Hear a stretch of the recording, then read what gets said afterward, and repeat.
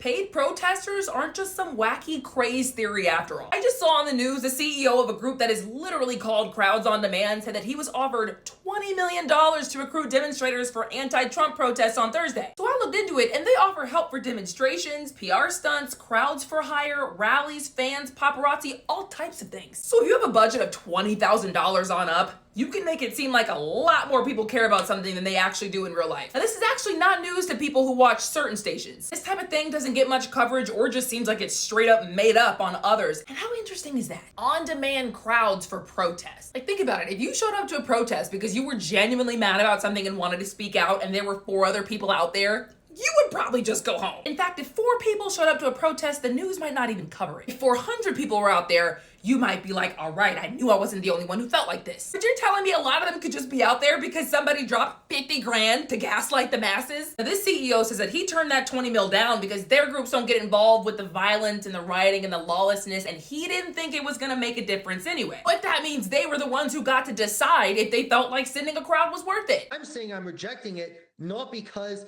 I don't want to take the business, but because frankly, this is going to be ineffective. It's going to make us all look bad. And on the flip side, to say that everybody who speaks out about something is just a paid protester is kind of absurd. But man, it makes you wonder how much of it is actually real. How are any of us supposed to know how people generally feel about something if you can pay to have people show up to protest and then pay to have other people show up to discredit the whole thing with violence and rioting? Like, what are we doing? If this is all just smoke and mirrors and people throwing around money, what if the country's actually a lot less divided than we think? But hey, let me know what y'all think. Like if these updates help and follow for more news.